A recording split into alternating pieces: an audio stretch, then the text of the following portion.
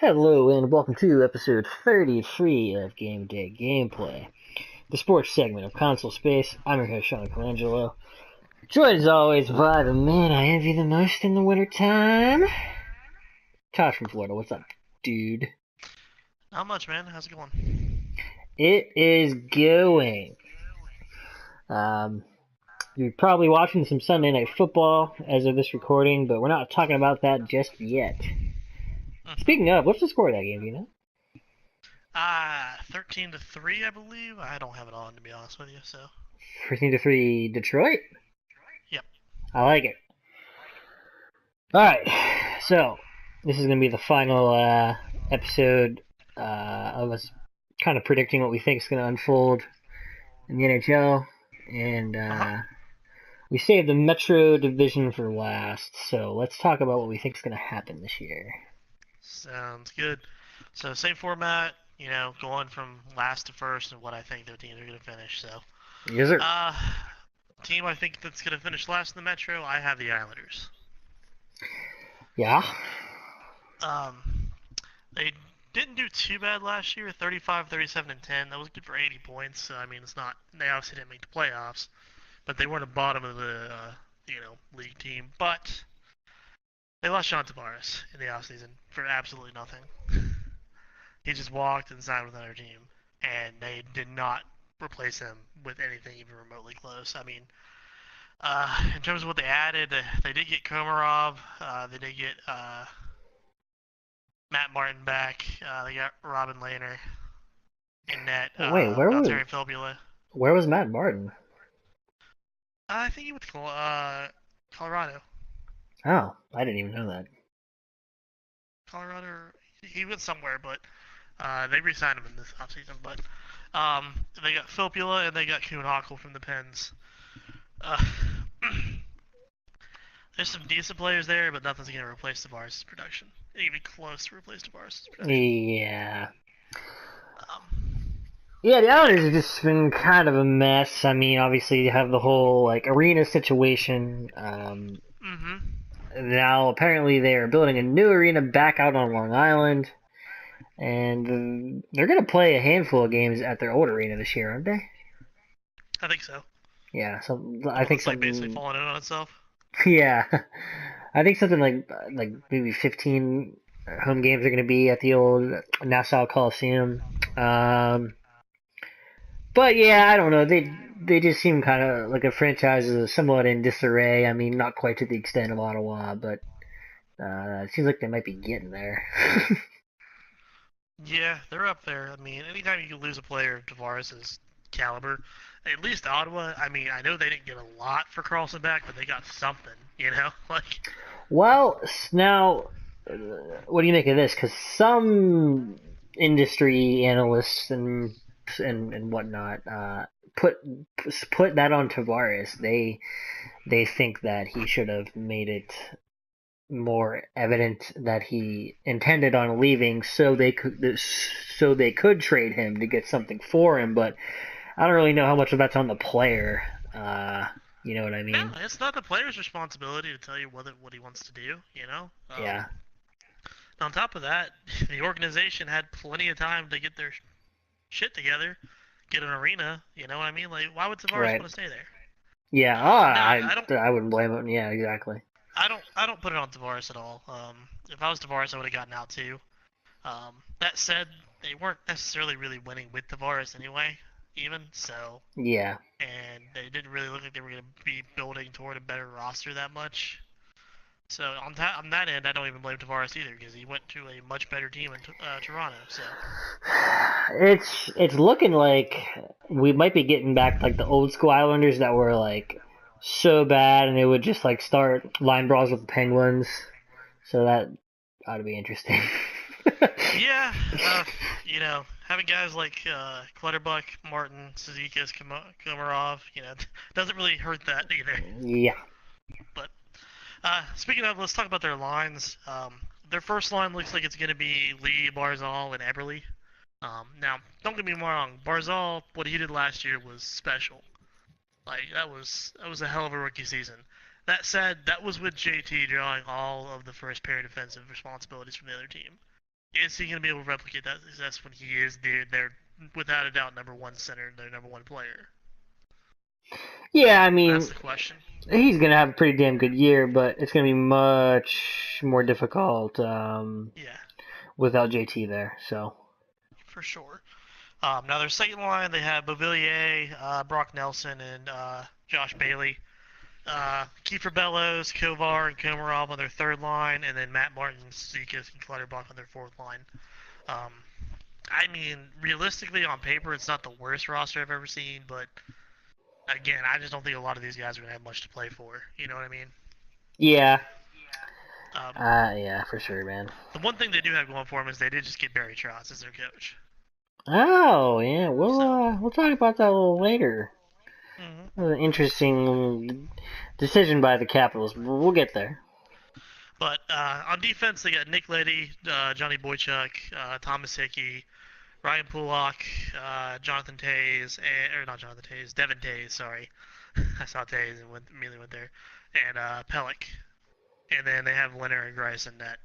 I mean, they did upgrade their net tending, or did upgrade their goaltending, their net minding, which has been one of their biggest problems over the last couple seasons. That said, how much of an upgrade is Leonard? I don't think it's that much.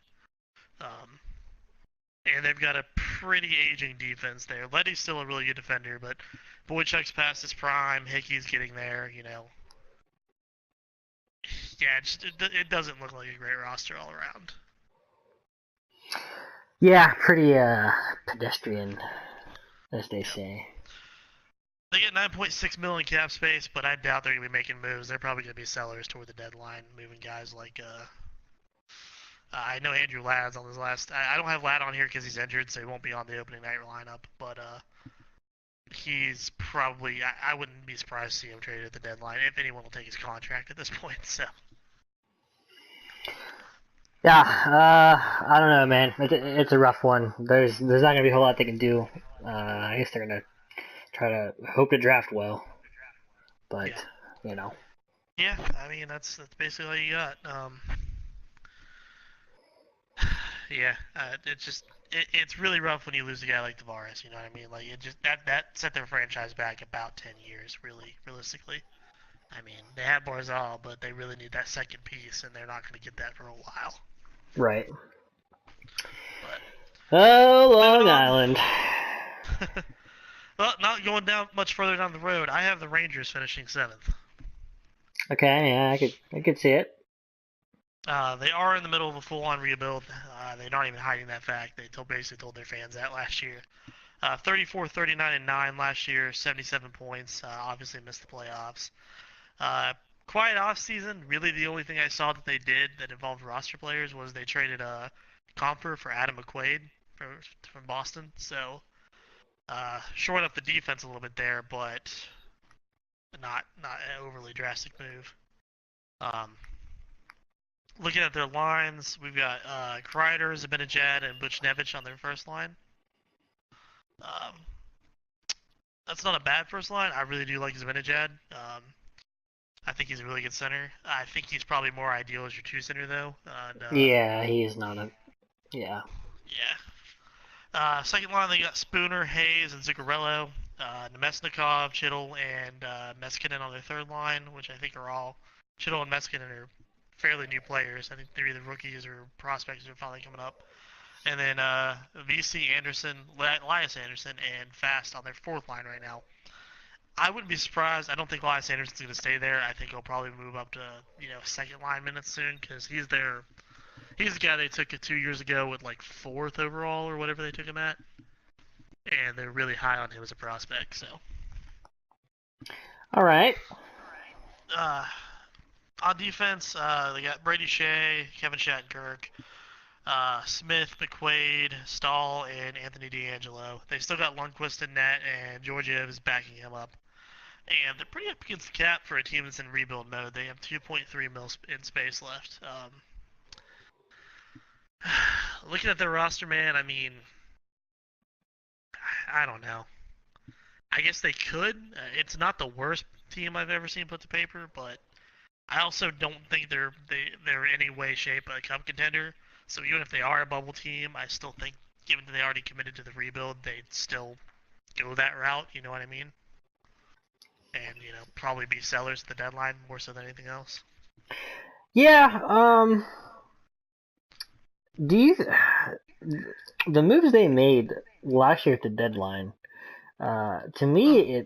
it almost looked like they were trying to rebuild more on the fly than like fully commit to it. But what do you think?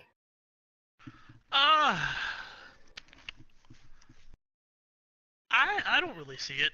What did they got? I know they got Nemesnikov back in terms of roster players for McDonough, but they didn't get any defensemen back to replace McDonough, which you'd think Uh, they would do if they were trying to rebuild on the fly. True. And I mean, Nemesnikov's basically just slotted in for JT Miller in that same spot. Hmm. So, and the rest they got out of that was picks.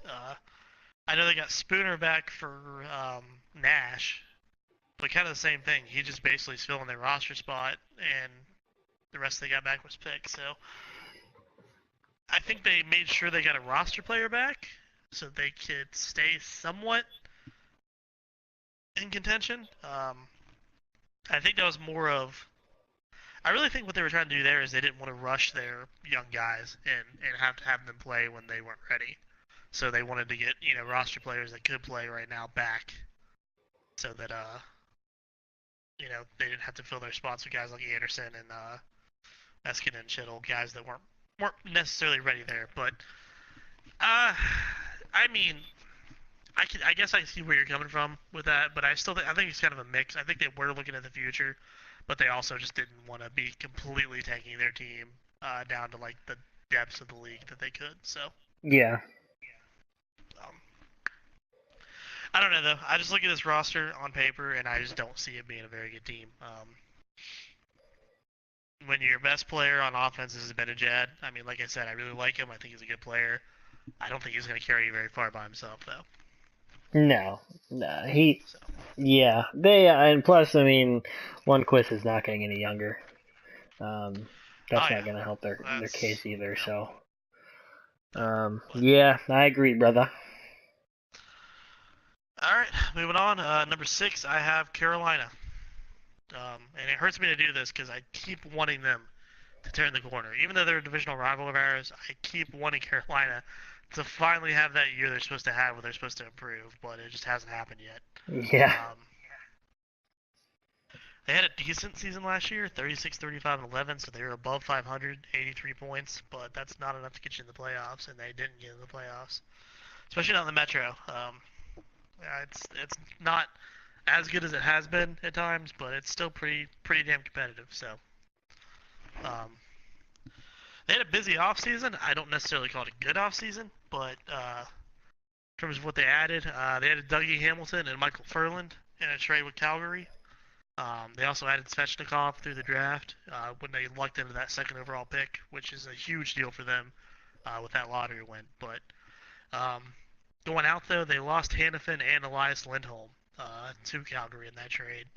In a trade that I just really don't understand. I don't get it, man. You get older at defense with Hamilton, and you subtract at offense. I mean, Lindholm Furland is a downgrade in my opinion. So, and I don't even necessarily think Hamilton's that much better than Hannafin. Yeah, I think we touched on this probably back around the time. I'm assuming we did episode on the trade deadline. This Yeah, we one did. was, yeah, we were, yeah, this one was a head scratcher for both of us.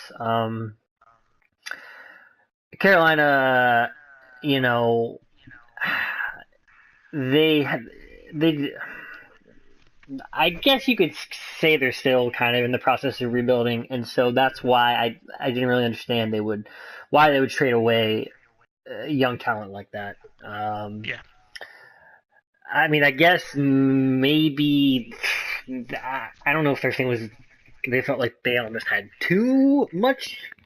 Well, I mean, I'm thinking you never have too much young talent, but maybe too many younger players, and they wanted to get maybe some more veteran presence in there. That's really the only thing I I could think of. I could Um, understand that, but Hamilton's not really like a veteran anyway. He's only like 27. You know? That's true, but still, how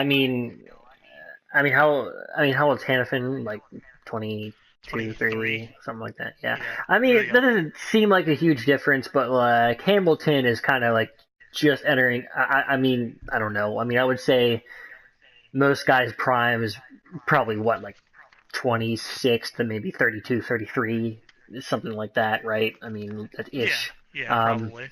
so maybe they see it as he's just now entering his prime, and they kind of want him to lead the blue line. Although you have Falk, I mean, he always seemed like kind of the leader, of their decor to me. So I don't know, man. Like I said, we were scratching our heads over this one back when it happened. I'm not entirely sure what they're going for here, but hopefully, I mean, maybe it'll pan out for him. I don't know, but We'll see. But looking at their lineup, they got Sebastian Aho, Jordan Stahl, and Andrei Svechnikov on the first line. Um, that's not a bad first line at all. Now, keep in mind, I really don't think Jordan Stahl is a first line center, and this has been Carolina's problem for years, in my opinion. Um, but they've got two pretty damn good wingers on his sides with Aho and Svechnikov. oh yeah, Um, so, but moving on down, this is where I think the problem comes in. Their second line, Zykov, Teravainen, and Williams is what I have it listed as. Um, Third line, I have Ferland, Nakas, and Fogel. And then on the fourth line, I have DiGiuseppe, Martinuk, and McGinn, Brock McGinn.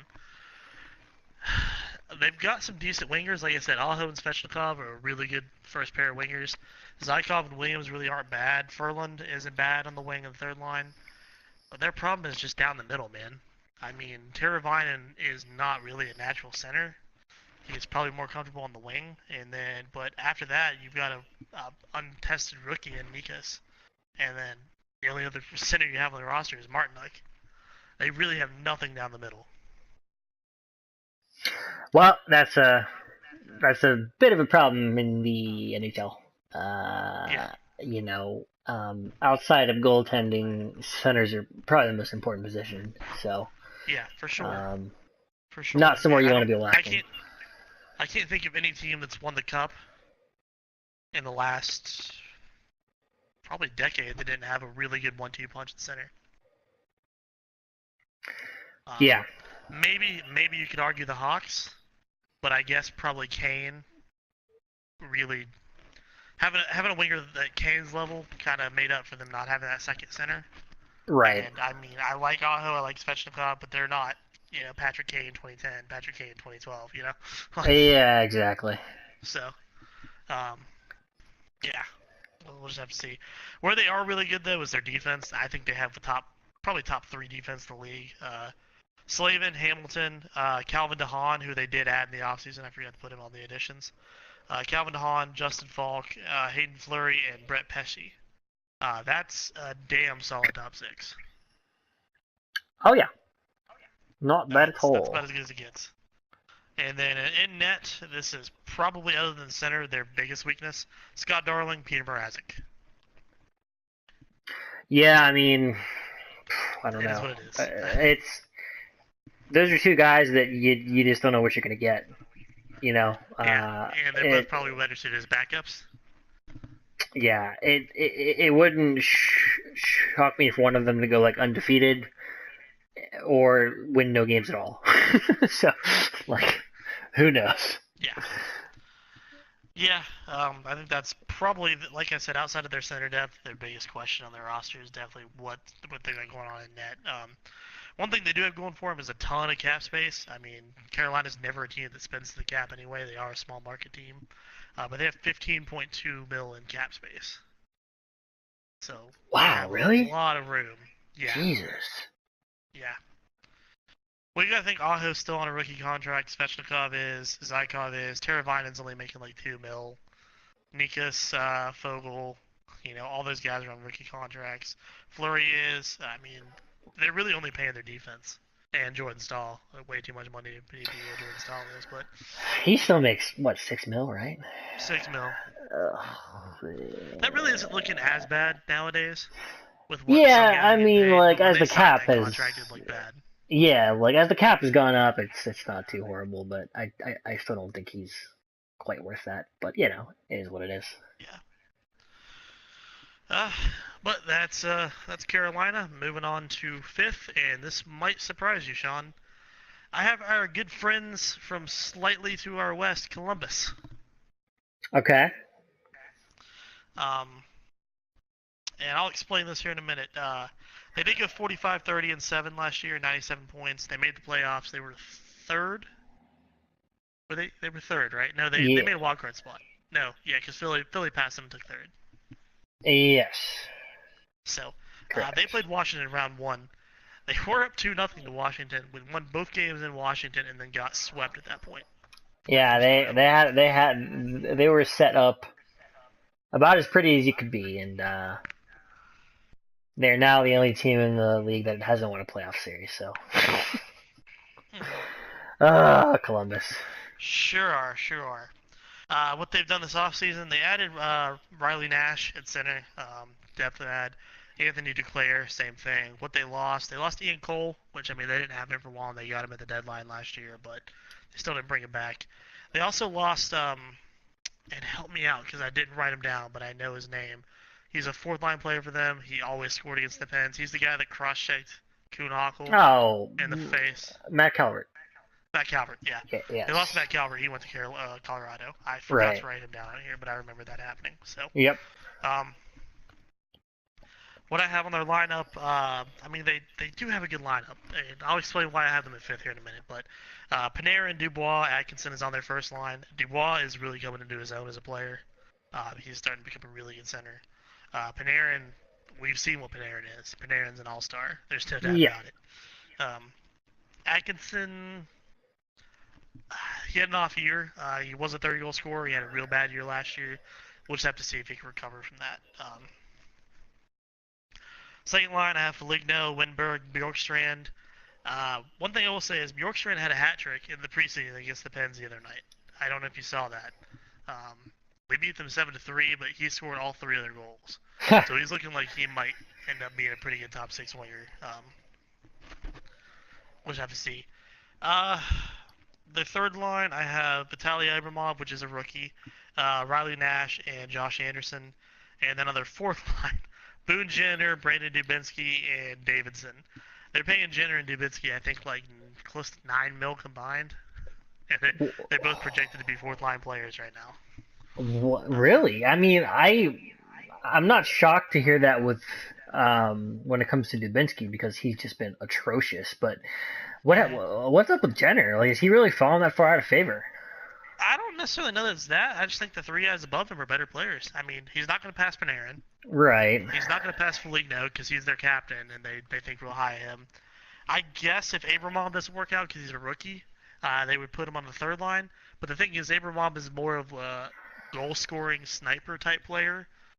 So he's better suited for third line minutes than fourth line minutes, whereas Jenner is more of that power forward grinder player. So I Right. think that's more why he ends up where he is. Yeah, but you gotta remember Torch is coaching, so True. True. uh, I would. So that probably means that Abramov and Panarin will be scratched, and Dubinsky will play first line minutes. um, No. I would guess Jenner starts out at. I just don't think you could be paying that guy that much and put him on the fourth line. I mean, Yeah. with Torch, who the hell knows? I mean, I will say about Jenner, he's only, I think, what 2 seasons removed. He had he scored at least 30 goals one year, didn't he? I mean, he had He was up there. He was like up a there. really good season. So I mean, he's capable of doing it, but I don't know. We'll see. With Torch, who knows? It's Yeah. it's whatever. But And then looking at their the defense, Zach Werenski, Seth Jones, I think that's one of the best pairings in the league. There's just no doubt about it. They're two really great defensemen. Um, Brian Murray, Marcus Nudavara, and then Kukan, who I think is a rookie, and Dennis Savard. Um, in net, they still have Bobrovsky and Corpusalo. So that doesn't look like a fifth place roster on paper. Why do I think they're going to be fifth place?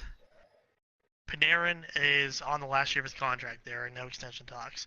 Bobrovsky is on the last year of his contract. There are no extension talks. Those are two players you absolutely cannot let walk for nothing. Absolutely cannot. Yeah, well, I mean, you saw what it just did to the Islanders. right. I've actually there have been some rumblings regarding them maybe actually like listening to trade offers. I don't know so much about Bob, but I've heard that with Panarin. I mean, Bobrovsky, I feel like unless he has an absolute horrible season, I feel like they might be able to get him to stay. Whereas Panarin's been very vocal about he seems to have no interest to want to stay. So Yeah, it wouldn't and that totally shock me if they trade him at some exactly, point. exactly. And if you take Panarin out of this lineup, it gets immediately much worse, in my opinion. Oh And yeah, they're not going to get fair value back for him. They're just not. So yeah, it's not gonna happen. Yeah, and plus, dude, I mean, what do you make of them extending Torch for 2 more seasons? we've talked about this before. Torts is a good coach for a rebuilding team that doesn't have a lot of talent. Um, but Columbus really proved about the last 2 years they should be past that point, and they really need a coach that's going to put the talent where it needs to play and not overemphasize guys like Dubinsky and guys like Jenner and guys like Josh Anderson, who is in his own right somewhat talented, but he's not as good a scorer as some of these other guys. And they just get too much ice time on this roster. They just do. I mean, Yeah, they need a coach that's going to play the style that the NHL is playing nowadays, which is a high speed, high offense game, not a slow, grinding, heavy checking, grinder type of mentality that Torts runs. I mean, unless Torts can somehow come out and show me that he completely changes his game plan, I don't know. I don't know what they're doing. yeah. Um, yeah, I think our kind of overall consensus of Torch is like he is a good coach to kind of come in and fix things and get a team on the right track, but he does have an expiration date, and Yeah. considering they got reverse swept in the playoffs, I think he I might honestly be. thought that would be the end of his tenure in Columbus, and I guess I I was think wrong. I But think probably it probably should have been, but they retained him. So yeah, mhm. I could see it, man. Especially if they trade Panarin, I think that's gonna put a bit of a black cloud over the locker room. Um, so I Yeah, could because I see it. mean, if you have these guys that are playing real hard, trying to get in the playoffs, and then you literally take the best player on their team and you get rid of him because he doesn't want anything to do with playing for your team, that's got to sting a little bit. So I Yeah, mean, there's two ways they can handle it. The way I think it's probably going to happen is it's probably going to hurt morale in the team. It's probably going to downfall. The other thing it could do, and this we've seen this happen before, it could light a fire under their ass, and they could be like, okay, well we'll show Panarin we're not a team that you shouldn't not want to play for. So well, that's what I was and gonna say because I mean, last year they were dead in the water before they rattled off that streak. Like at the end of the year, remember? yeah, yeah, I mean, yeah. that was the only reason they even got into the playoffs. They were down and out. Like we thought for sure they weren't even getting in. And that's another thing about Columbus is the last 2 years when they've had really good years, they've been extremely streaky teams. Yeah, that's true. The year before last is when they had that 17 game win streak. I think it might have been 16 because it was one shy of the Penguins, which I think is Okay, 17. it was over 15. I remember that. It was a crazy win streak. Yeah. They were a 500 team if you take that win streak out. Yep. I mean, having these long win streaks is great and all, but when you're playing 500 hockey for the rest of the time, that's probably going to mean come playoff time, you're not going to do that great. And we saw what happened. Um, we saw it happen again last year. It was the same thing. Like you said, they were about a 500 team until they went on a good streak at the end of the year. Right. Which is the best time to do it if you're going to do it, obviously. But um, yeah, man, I look at their lineup and it's a great lineup. It really is. Um, it's a good roster, but with the Panarin stuff going on, and them keeping Torts and everything else that's going on, I think the four teams I have ahead of them are just going to play better. Yeah. So, Well, who is number 4? New Jersey. Okay. I have the Devils. They tied Columbus last year 44, 29, and 9, at least in terms of points. Columbus obviously, or Jersey had the tiebreaker. Um, did they? No. No, because Tampa finished higher. Columbus had the tiebreaker. So um, they both lost in the first round. Jersey made the playoffs, lost to Tampa. Um, Now, the thing about Jersey is they had basically zero roster turnover this offseason, though. They did lose Michael Grabner, but they got him in the trade deadline last year anyway, and he didn't do jack for him. So I don't think they're gonna really care that Oh, much. right, right. So that's the only thing they lost. They didn't really add anything either. They didn't sign anybody. But that's kind of not necessarily a bad thing, given as good as they played for the most part last year. But Um. as to Oh. good, no good. No, I was gonna say, yeah, they didn't see a whole lot of change, obviously. So I think if they had found a way to make some, make a big splash or something, and like bring Mm-hmm. in a big name, I think I'd be a little higher on them. Again, I don't think they're gonna be bad. I guess I don't see them uh, surpassing like much of what they did last season. Uh-huh. Um, but yeah, I don't know. Which is about where I have them. I have them finishing on the bubble in a playoff team. You know what I mean? Right, yeah, So, yeah, that makes sense. um, looking at their lineup, they do have Taylor Hall. We all know who Taylor Hall is. He won the MVP last year. He had an absolutely disgustingly good season. Now, one thing is they're going to need him to replicate that if they want to have the same success, and that's going to be tough to replicate because that's a career year yet. Now he can take a Yeah. little bit of a step back. I mean, but he needs to be a point per game guy for them. Yeah. It's hard to see him having that exact same year again, but I'm sure he'll be pretty close.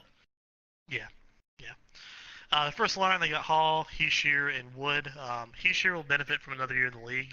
He was a rookie last year, and at the beginning of the year, kind of struggled to find his feet, but got it going at the end of the year. So I think him having that experience all year round this time will help him a little bit. Um, Second line, Johansson, Zaka, and Palmieri. One thing we can't forget is they lost Johansson for a good portion of the season last year. Um, and he was, supposed to be a huge acquisition for them in that offseason Oh, last year. right, right, right. Yeah. So I think he only played like something like 16 to 20 games for them last year. Yeah. It wasn't a lot. Was he like hurt his hip or something? I don't remember exactly what it was. I don't know what the injury was, but it was one that kept him out pretty long term. So they'll Yeah. benefit if he can stay healthy this year because that second line looks a lot better with him on it. Zaka is also another guy that's going to benefit from another year in the league. He's a young guy, young center. Right. And then Palmieri's a good forward. He is what he is. He's a really good right winger. Um, Third line, they have Quinville, Boyle, and Jesper Bratt, who kind of had a breakout year last year in terms of one of the like undersold rookies. Really played very well. And then Blake Coleman, Travis Zajac, and Stefan Nosen on their fourth line. One thing I do like about the Devils, outside of Hall, they don't have a lot of high-end talent, but they're a really deep, solid team. I mean, when you got Yeah. guys like Zajac and Nosen and Coleman on your fourth line, that's not bad at all, man. Yeah, dude. Honestly, in a way, I feel like they almost might be emerging as like a Columbus 2.0. You know what I mean? The team they Very. actually remind me the most of is Vegas last year. Oh yeah, In that yeah. they I don't could see have, that. I mean, they have some guys. They have the one All-Star like Hall. Vegas had like Carlson. But outside of that, it was just a matter of every line they rolled at you was good enough to score. They weren't the best line out there, but they were good enough to score. Right. So, Yeah. um, defense: Will Butcher, Damon Severson, Mirko Mueller, Sammy Vatanen, Green, and Santini, Schneider, and Kincaid and net, with 15 mil to work with in the cap space too. So if they're in the playoff hunt, they could be a huge, huge player on the trade deadline with all that space to work with. I mean, they wouldn't have to move anything out of the roster. Right. Right. Yeah. That's Um, nice. yeah. So yeah, I mean, like I said, I still don't think they're Stanley Cup contenders or anything like that. I have them in fourth in the division. I have them being a playoff team. I think they'll make a wild card spot. Um, but I like the depth they have. I think depth is hard to play against in this league. We saw what it did for Vegas last year, and I think the Metro might struggle at times with the depth they have. So, Yeah. Well, the but Penguins sure did last year. yeah, a lot of teams did, man. A lot of Yeah, teams did. that's true. Jersey was not an easy team to play against. Yeah. They were not. And I don't think that's gonna get any better. But let's move on, get into the top three. And as much as it kills me to say it, I have the Flyers at third.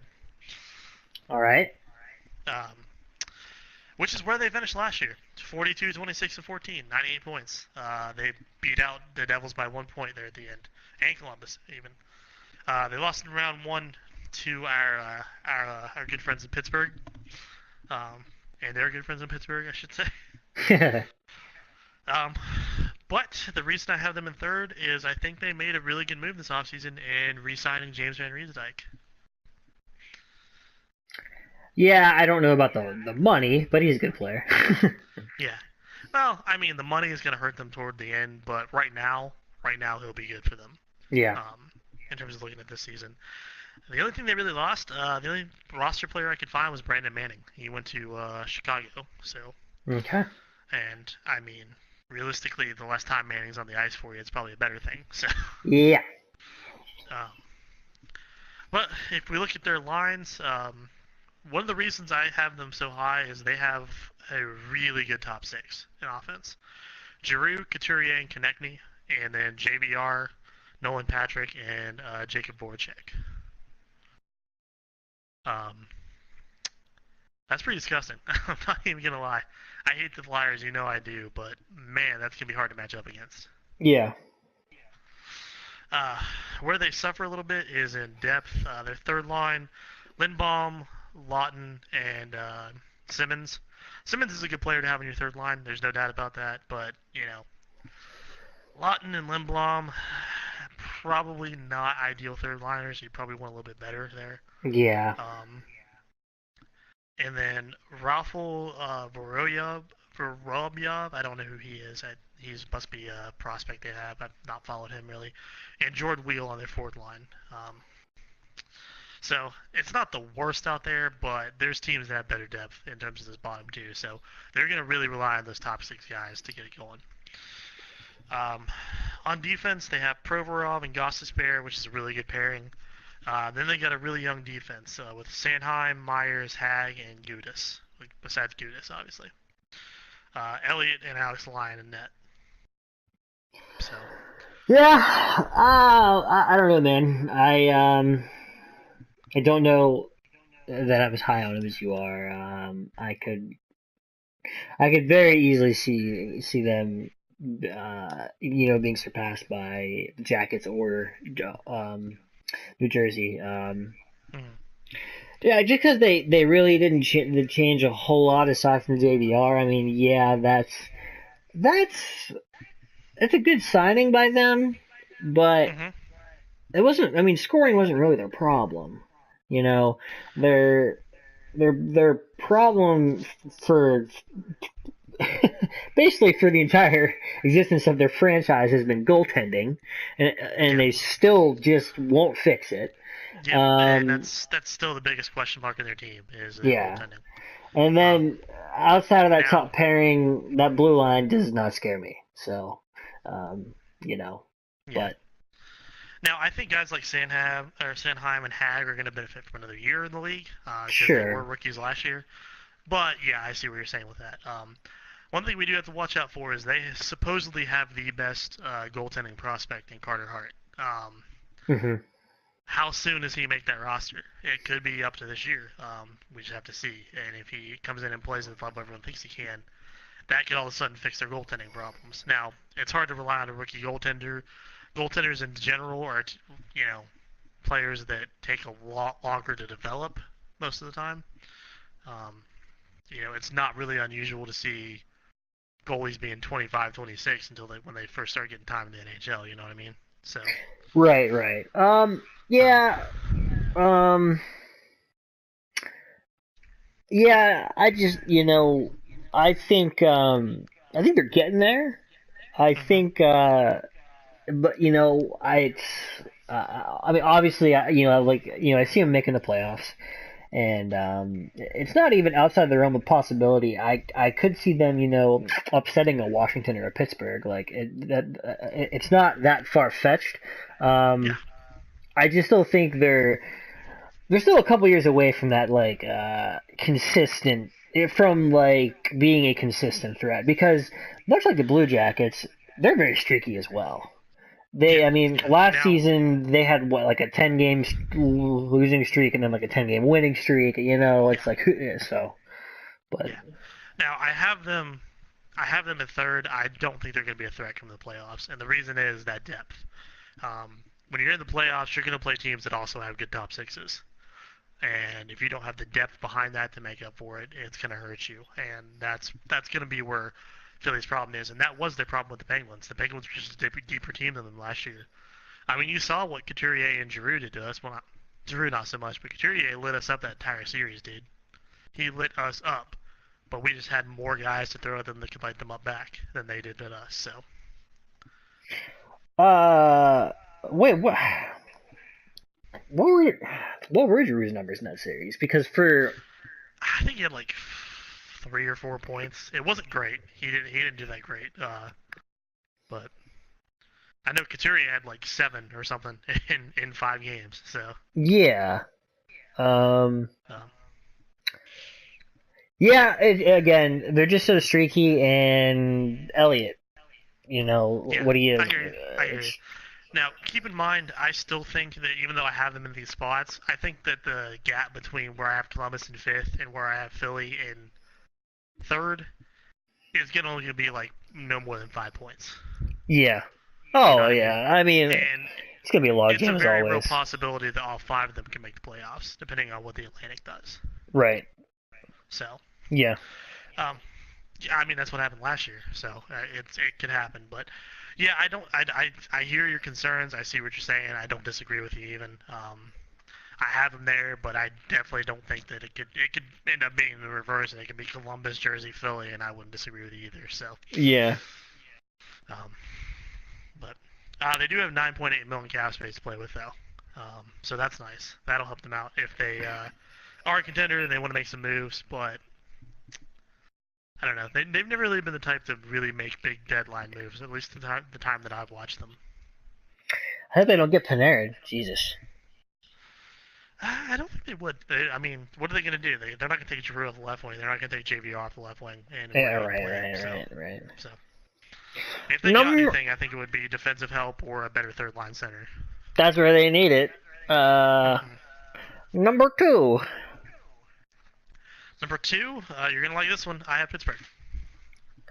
Okay. Yeah. That's what I figured. Yeah.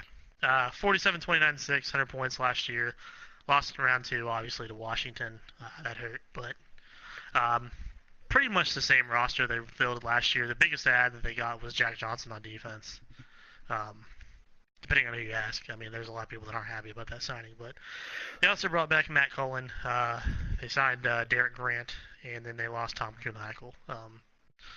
So But we're very familiar with this team because this is our team. If you haven't watched us, you probably don't know that. If you have watched us, you definitely know that.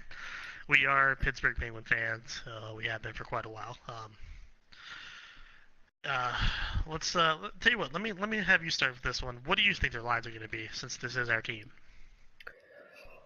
Well, as far as what the lines are going to be, we have a general idea, and they're actually pretty much what I think they should be. Okay. It looks like they are going to go Crosby, obviously with the one and only Jake Gensel, Uh huh. and I think they actually are going to start Sprong on that right wing. Yep. I think they're going to give That's him a what I have. shot. I mean, like early in the season, I don't see any harm in experimenting and just saying, hey, like show us you can play. Um, Yep. Second line, I think you have to keep Malkin and Phil Kessel together. They want to play together. They are very dangerous together. Um, Obviously, that can be a little risky in terms of the puck going the other way. But that's why you just put a responsible two-way forward with them. I like Hagelin up there with them, but the problem is that logjam at right wing. I don't know if that's going to allow that. And the main winger they have that can play on his off wing is Rust. So I would guess Rust probably slots up there. Okay. Um, Third line, Derek Brassard, because that's why they got him. Uh, and then the two Swedes who are best friends, Hagelin and Hornquist on the wings. Um, and then a fourth line of Matt Cullen, Riley Shan, and Zach Hassan-Reese. That's actually almost exactly what I have written down. The only opposite is I do have Hagelin on the second line with Malkin, and I put Rust on the third line with Brassard and Hornquist. So Oh, so where do you? I just swapped Hagelin and Rust where you had him. I had Hagelin on the second, and I had Rust on the third, playing left wing. Oh, I see. Um, Yeah. yeah, I mean, I guess that could work as well. Um, Yeah. I okay. yeah. I mean, Hagelin has the experience of playing with Malkin and Kessel. It's kind of what they ran pretty much all year last year. Um, he's got the speed to be able to back check and kind of cover for Kessel's lack of doing that. Let's put it Right. that way. Um, and I don't know. I think you're going to get more production out of him there than you're going to get anywhere else. So I think they'll probably want to play him there. Whereas Russ can pretty much score anywhere you play in the lineup. So Oh yeah, no, I agree. I mean, I like Hagelin there, so I mean, I'm fine if they do that for sure. mhm. Yep. Defense, obviously, we pretty much agree with this. The one thing I'm saying is they do have. It looks like they're going to put Johnson with Schultz to start the year on the second pair. Okay. First pair, obviously, Dumo, Letang, and then Mata and Alexiak is the third pair right now. Yeah. Um. Yeah. I mean, again, like early on, they're going to experiment and change things. So no, I'm not surprised. I don't have a problem with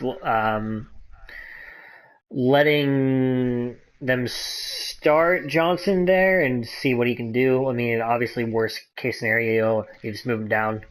Um, Yeah, all in all, pretty solid blue line though.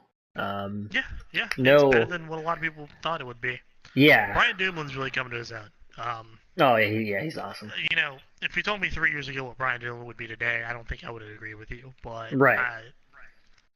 he is one of the core pieces of our defense, and if he gets hurt or goes down, that defense suffers a lot. So, um, Now, I will say this: there have been some rumblings of there's actually a very good possibility that we will see them at least experiment with Brassard on that left wing of with Malkin, yes. I don't hate that because Shahan can play 3C very capably, and then obviously we brought Cullen back. Yeah. So, I mean, if it helps get that top six going, if that's what they need, and it helps get Brassard going, more importantly, because he didn't do much for us last year after the deadline. Um, Now, to be fair, he did get hurt. Um, I will preface that he got hurt about 5 games in, and he was playing pretty well in those first 5 games. So Right. can't put it all on him. But if that's what they need to do to get him going, I'm not at all against that. Now, I know Shahan hasn't been playing. I know he's been recovering from an injury. So I think if he's not available, I don't think they would do that at first. Right, for sure. Yeah, I think we're going to see a lot of different things. I mean, Sullivan likes to he likes to change things all around. Yeah, And I mean, hell, he's going to have what 5 centers. Um, six really, because Zach Caceres can play center if he has to. yeah. And that's going to give him a lot of options in terms of like face-offs and whatnot. So yeah, I mean, there's a lot of versatility in that lineup. I think he's going to be able to tap into it pretty well. So, um, Yep. but we'll see. I mean, that is what it is. But obviously, since they're the only team left, the team that I have winning the Metro this year is the Washington Capitals. Sounds about right. Um, That's what they do. yeah, yeah. I mean, well, they finally backed it up last year too. They finally made it mean something. You know what I mean? Mhm. Let's put it that way. Uh, in terms of what they did in the off season, it was a fairly quiet one for them. It was mostly just re-signing guys that they needed to re-sign. But they did lose Grubauer in the trade to Colorado. They lost Orpik as well, but then Colorado went and bought out Orpik and they re-signed him. And I don't know if you saw anything about that, but the league actually didn't tell them they couldn't do that, but basically said, "Hey, don't do it again," kind of thing. You know what I mean? Really? Yeah. I did not Because know that. it's kind of come out that they basically, when they made the trade with Colorado, they knew that Colorado was going to buy him out and planned to re-sign him the entire time. So they technically could make the argument that it's cap circumvention, but it's not against any written rule they have right now. So the league basically can't do anything about it. But they kept an eye on it and said they're not a big fan of the way they did that. So, Huh. which to me, if you want to play Brooks Orpik, be my fucking guest. I don't care. Well, I just don't understand going through that trouble to re-sign Orpik, but we'll get to well, that. they re-signed him at about $1 million instead of Yeah, 5 mil. but So but still, I mean, they probably anybody else would have given them a first rounder for Grubauer, and yeah, I just don't understand wanting to bring Orpik back that badly. yeah.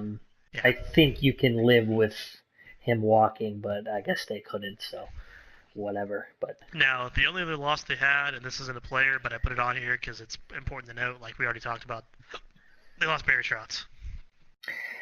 Um, yeah, and that's the most confusing thing to me about this whole situation is, again, they are, trying to pretty much, hop through hoops to make sure they can bring back, like everybody all the way down to Brooks freaking Orpik, mm-hmm. but then they don't re-sign the coach. So They just won you a cup. they sent me some mixed signals with that one. I just didn't really understand. I mean, it was almost like they were trying to just bring the exact same team back, but then they didn't bring the coach back, and I'm like, okay, I don't know. I just didn't really understand, but Yeah, kind of a weird one, but you don't see teams that win the cup that often let their coach go.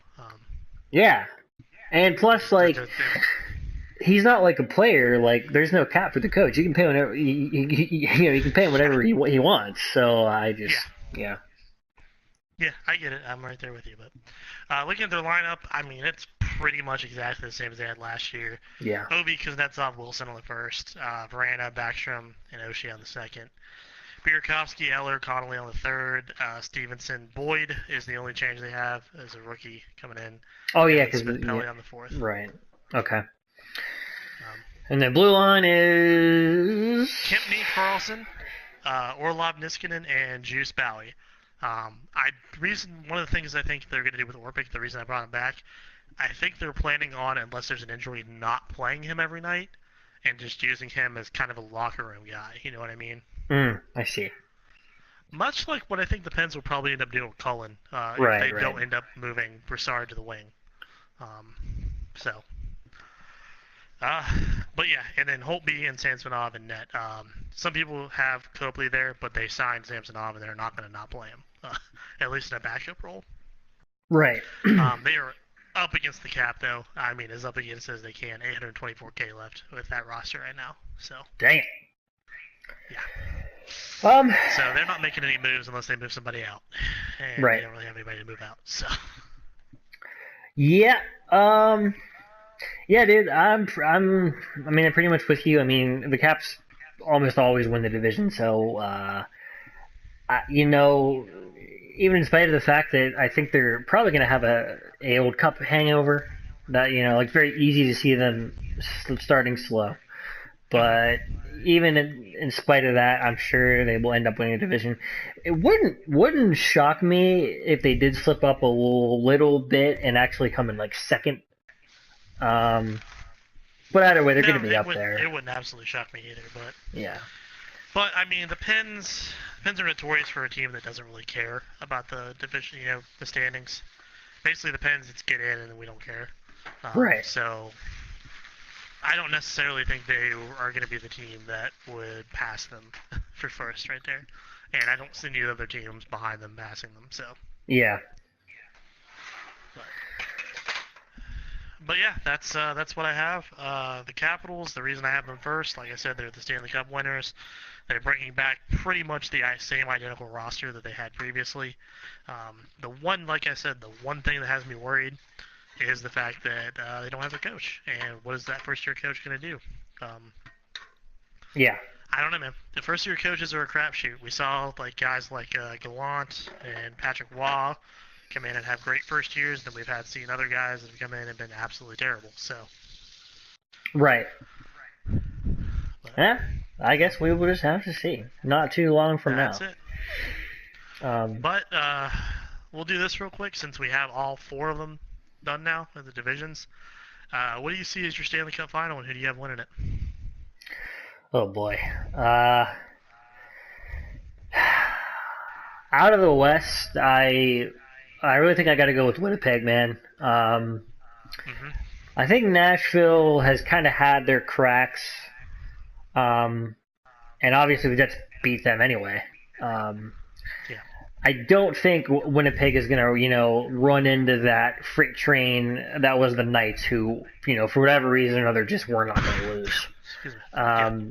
So with that being said, I think the Jets will probably break the mold and get there. Eastern Conference, oh God, I don't know. I don't think the Capitals are going to repeat, that's for sure. I don't even necessarily know that the Penguins are going to get back. It wouldn't shock me if they did, but it's just so hard to get there, and they obviously were there twice, in a row very recently. So, I guess I want to just say Tampa. I feel like they're too good not to eventually break through. Yeah. So I guess right now that's what I would say. Jets Tampa? Yeah. How about you? Who would you take in that series? Oh man, I don't know. It sucks to say that I still don't think Tampa would win, but I don't know that they would. I think the Jets are just too good. Yeah. Yeah, I hear you. That's honestly kind of exactly where I'm at. The only team that has me questioning now with the acquisition of Carlson is San Jose a little bit. I definitely think you could definitely see the Eastern or the Western Conference Final being San Jose and Winnipeg. So that would come down to that series, and we've seen guys like Carlson and Burns be able to win a series pretty much by themselves, so that could definitely happen. But I'm going to stick with Winnipeg, and then out of the East, I'm also going to take Tampa. I think it's going to be their year. I don't think that they will run up against Washington like they did last year, and they breezed. Well, didn't breeze, but they really didn't really struggle with their divisional side of their playoffs. I mean, they pounded Jersey and then got past Boston. So, yeah, I would have to agree with you. The only difference is, I think when it comes down to it, I think if Tampa gets back to the Cup at this point, I don't think they're going to let themselves lose. right, I think if Tampa gets that far, they're going to take it. So, for sure. I feel like they'd have more to play for than Winnipeg. I mean, Winnipeg being as new of a team as they are, and as kind of inexperienced of a team as they are, just getting to the Cup would be a spectacle for them. It's kind of like the same thing that happened last year with Vegas. I mean, Vegas is a brand new team. Just getting to the Cup was a huge accomplishment, whereas Washington really needed to get that win. You know what I mean? So right. But, well, we will see. I'm looking forward to watching. We are just coming up on an hour, which is our cap. Okay, wow. So I'm going to go ahead and wrap this up. But that'll do it for this episode of Gameday Gameplay. Thanks as always, Todd. And I guess we would do this even more as the season progresses. So, all Yep, absolutely. right, man. I'll talk to you soon. Later, brother. Later.